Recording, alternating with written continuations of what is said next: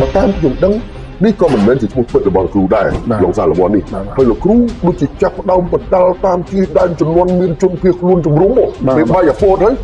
សម័យពលពតហ្នឹងមិនមានជំរុំខ្ញុំឃើញមានឈ្មោះលោកគ្រូពីនោះមកមើលលោកគ្រូជួយប្រាប់សាវតា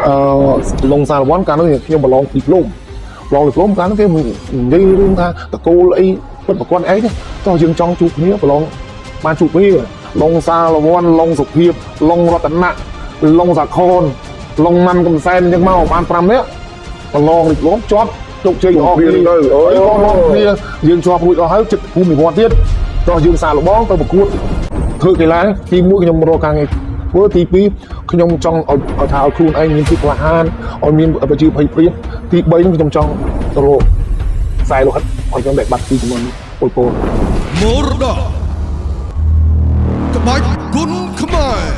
ឧបត្ថម្ភផ្ដាច់មុខដោយកៅអៀកយិនសិនយ៉ាងធាសហការឧបត្ថម្ភដោយសាប៊ូកក់សក់ Uwell ស្ករគ្រាប់សម្រក់រាង Slim Me សាប៊ូអនាម័យ Me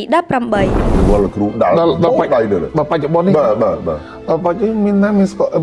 សរនូនក្រុមមួយហ្នឹងសរនូនក្រុមមួយហ្នឹងគេពីដឹងទេអត់ដឹងទៅណាអូមានទៀតស៊ូសគុលនេះគេឈប់ដែរស៊ូសគុលបាទស៊ូសគុលបាទវានៅបច្ចុប្បន្នវាគាត់ថាមានជាឈ្មោះប៉ុន្តែអ្នកខ្លះគេអត់ស្គាល់ទេមឹងសារាតាប់នៅថ្មគោលរឿងនេះហើយឆឹងសហ្នឹង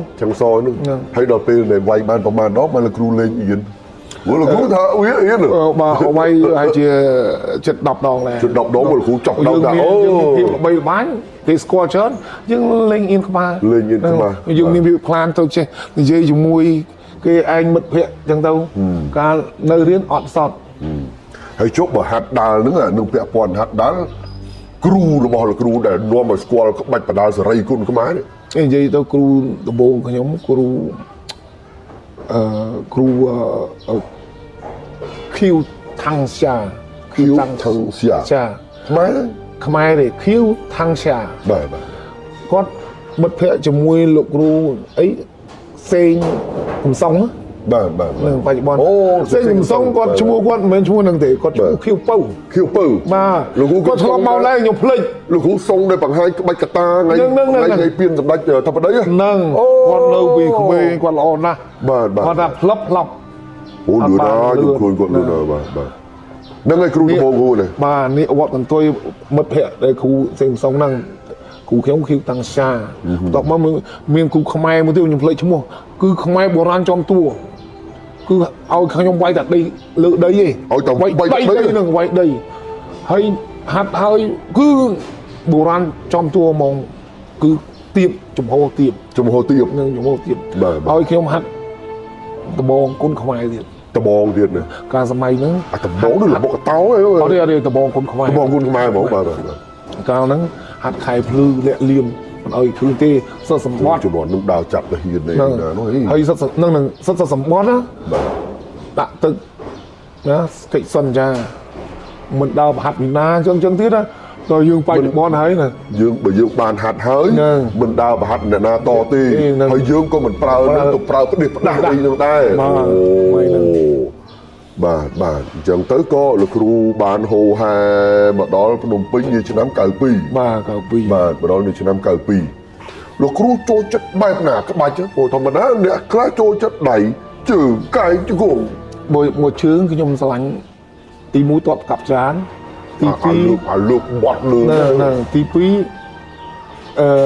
កាប់ចន្ទុលណាកាប់ចន្ទុលអាហ្នឹងចន្ទុលនោះគាត់ថាកាប់ផ្ដាច់អានេះលាក់ជង្គង់លាក់ហ្នឹងនឹងហោះស្ទុយហើយទី3ហ្នឹងគេហៅសេះហោះសេះហោះនោះមិនជង្គង់ហោះហ្មងអើដួលទៅពីជង្គង់មកហោះទៅហ្មងហ្នឹងហើយហ្នឹងស្លាប់ប្រហែលនេះគ្រូខ្ញុំប្រើបានបែរជា5-6ដងទេ5-6ដងបាំងខ្ពស់ហ្មងអាហ្នឹងនៅពេលគេសើយើងថែមហក់តាមហ្មងហក់តាមមកចុះអានេះកាប់បាំងហោះស្ទុយនេះ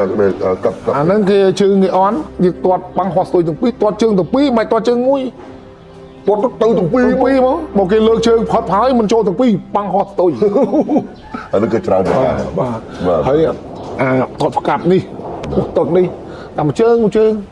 កាលសម័យខ្ញុំវាយសម្បូរខ្ពស់បើពេលបានទៀបប៉ុណ្ណឹងវាសុបាយចិត្តប្រើបានគ្រប់បាច់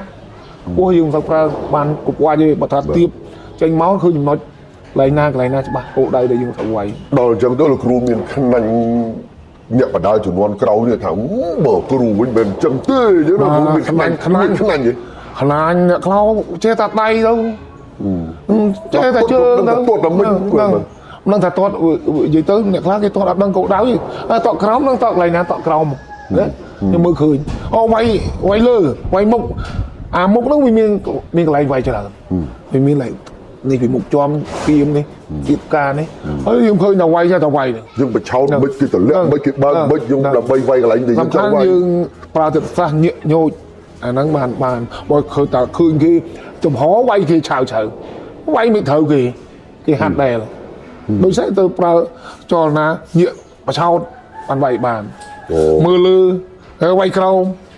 អូជួនកាលយើងយកកៅភ្នែកទៅឆោតគេណាបឆោតគេកៅភ្នែកកាមកីឡាក៏ខ្ញុំធ្វើកីឡាខ្ញុំធ្វើទឹកស្មើធ្វើដូចស្រឡាញ់គ្នាឯងវាយធ្វើស្អប់អូធ្វើទៅក្នុងរឿងមកទឹកមុខការប្រើទឹកមុខ អូរឿងសពន់ប៉ិនលេងអាទឹកមុខហ្នឹងអ្នកខ្លះលេងទឹកមុខដោយសារដែលថាវាយមិនចំគោលដៅទេធ្វើឈឺដែរអ្នកខ្លះ តែគេលោតមកខុសទៅនោះបឹប ហ្នឹងតែខ្ញុំវិញខ្ញុំលេងទឹកមុខមិនមែនថាអាយើងឈឺហើយចំខុសបច្ចេកទេសធ្វើឈឺទេអ្នកឯងវាយយើងចូលឡើងណាទឹកមុខនៅស្មើចេះធ្វើទឹកមុខស្មើមិនតទៅពុកបាត់ដឹងអត់ទៅជើងយើងឈឺហើយយើងធ្វើឲ្យស្វាហាប់វិញមកហ្នឹងចំមុខស្នាមញញឹមដាក់អញ្ចឹងគាត់ថាយើងកីឡា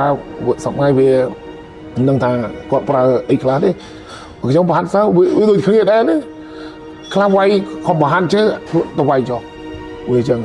វាកម្រដែរយើងរកទុនធានមនុស្សងាយដូចបោះដែលឆក់រដែលមកចូលអញ្ចឹងរំតបានមួយយូរណាស់ ឥឡូវទៅទៀតចាំខ្ញុំសួរលោកគ្រូអំពីសិស្សវិញម្ដងតដល់លោកគ្រូចុះមើលលោកគ្រូឥឡូវខ្ញុំរាប់តាំងពីដំបូងតែខ្ញុំគិតថាឆ្នាំ89ចឹងណាលោកគ្រូចាប់ដើមវាយរហូតមកទល់ឆ្នាំណាបានជប់ឆ្នាំ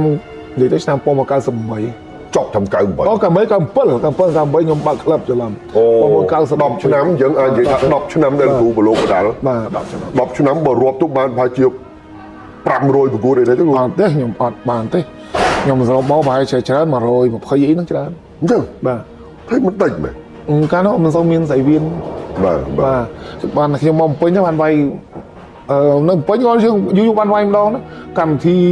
រាប់តបើកបានមួយហ្នឹងហើយវាយអន្តរជាតិបាទច្រើនជាងវាយគុណខ្មែរគ្នាឯងលុះត្រាថាអត់មានគូប្រកួតសល់បានយើងវាយខ្មែរវាយអមណាខ្ញុំមិនថាមកវាយគុណខ្មែរខ្ញុំសកលអាវាយដៃក៏ខ្ញុំវាយដែរបាទឲ្យតែបានវាយឲ្យតែប្រកួតបាទវាយអាពួកជំរឿជាតិទៀតណាខាងជំរឿជាតិក៏ខ្ញុំវាយដែរបាទឥឡូវនិយាយពីកីឡាដែលគ្រូធ្លាប់ជួបម្ដងនិយាយពីថា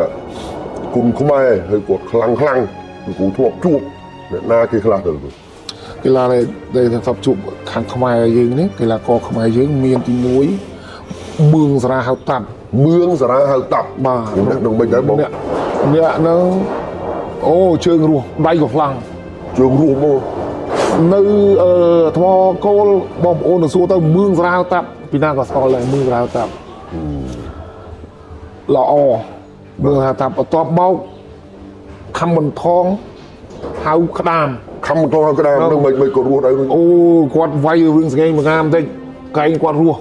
សំលៀមសម្រាប់បំបើនោះដុំពេញណាមួយប៊ូស៊ូប៉ុន្តែកាលហ្នឹងចាប់គូជាមួយខ្ញុំកាលគេអត់ថ្លឹងគីឡូទេអត់ថ្លឹងគីឡូទេមើលខ្ញុំពាក់អាវចិត្តចេះឃើញតូចបាទដល់ពេលដោះមកបាយឲ្យហ្នឹងចូលកាលខ្ញុំនៅថៃសាច់នៅកីឡាខ្ញុំចេះប្រព្រឹត្តបត់អីទាំងអស់ថែតែខ្លួនថែសាច់ចូលចំនួននឹងគេចង់វាយគ្នាគេបាច់គិតពីអញ្ជើញណាគេដល់មកដោះអាវមកមើលពោះអូគេទៅចឹងមើលចឹងទៅវាយយើងហ៊ានអត់ហ៊ានវាយហើយខៅសវេតមួយទៀតខៅសវេតសិតតែចេញពីភ្នំតូចភ្នំធំហើយជាពលឺហ្នឹងបាទហើយបន្ទាប់មកបានមកដល់ក្រុងភ្នំពេញនេះប្រកួតជាមួយស៊ីវសុភាពតែស្លាខេត្តណាបាទស៊ីវសុភាពស៊ីវសុផលបាទទាំងបងប្អូនហ្នឹងហើយ ឆឹងស ឆឹងសបាទខ្ញុំចាប់ដើមលឺដើមព្រោះខ្ញុំពេលនោះខ្ញុំ ឆឹងសនេះខ្ញុំចាញ់គាត់ដោយសារក្បាលបោកគ្នាបែក9ថ្ងៃនេះ មួយទឹក អត់មាន គ្នា នោះប៉ាំងមកឡងយកមករៀបទៅវាយក្បាលមកប៉ាំង ហើយគាត់បែកដែរអត់ទេ អត់បែក គាត់ព្រោះឲ្យយើងបែក នឹងជាគាត់បែកជំហៀងយើងពីមុខជាប់បែកហើយរហូតដល់ឆ្នាំ1997ខ្ញុំប្រកួត3ប្រកួតកាលហ្នឹងពានរង្វាន់សម្ដេចពុក បាទ លើកទី1លើកទី2កាលហ្នឹងឯង បាទ98លើកទី2ហើយ លើកទី2 97 បាទបាទ អញ្ចឹងមកខ្ញុំកាលហ្នឹងរងចាំវាយប្រកួតយកចំណាត់ថ្នាក់លេខ1ជាមួយនឹងកីឡាករអ៊ីវថងមកកាលសម័យហ្នឹងខ្ញុំវាមានថាបដិហេតុច្រើនណាកាលហ្នឹងខ្ញុំមុនវាយខ្ញុំកាលហ្នឹងវាដូចជាយើងសោយហ្នឹងណាយើងបើកឡានកញ្ចោះមួយចន្លោះ3ម៉ាក់ក្មេងហាលីមកហក់ជប់បាក់ជើងកូនគេអស់រលួយអត់បានហ្នឹងមួយចំដល់ថ្ងៃវាយនឹងទៀតវាយបានចាញ់អ៊ីវថងនៅទឹកតាមមើលឡើងទឹកទី5ដោយសារខ្ញុំបាក់ទឹកទី3ការប្រកួតមួយអ៊ីវផងបាក់ទឹក3ខ្ញុំដឹងអ៊ូលហើយបាក់ហើយដល់ពេលខ្ញុំស្មានថាអ៊ីវថងហ្នឹងទាត់មកចេះហើយខ្ញុំយល់ចេះងាកចេះទាត់បត់មកចេះ បងផង អត់ផងទេទីរហូតដល់ទឹកចប់ទឹក4កាលនេះខ្ញុំទឹក1ទឹក2ទឹក3ខ្ញុំឈ្នះតាមទឹក3តែទឹក3អាការៈខ្ញុំអត់ឲ្យទស្សនិកជនអត់ឲ្យគណៈកម្មការដឹងថាខ្ញុំបាក់ដៃទេខ្ញុំដឹងបាក់ហើយដល់ខ្ញុំតទៅដៃខ្ញុំក៏លេងលើករួចទឹក4ជាប់ទឹក4អាចុងទឹក4នេះខ្ញុំខំលើកទៀតដៃបាក់ខំយកដៃស្ដាំយកលើកមិនក៏មកទៀតក៏ទៅតតមកទៀតបាក់ឆ្អឹងឆ្អឹងតូចឆ្អឹងធំឆ្អឹងធំវាឆ្អឹងមកជ្រុះគ្នាទេបាទ អញ្ចឹងក៏បញ្ចប់ពីត្រឹមហ្នឹងមក អូខេយើងនឹងតភាគ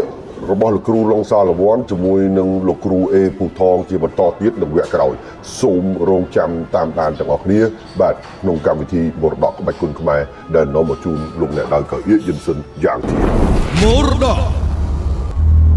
ក្បាច់គុណខ្មែរ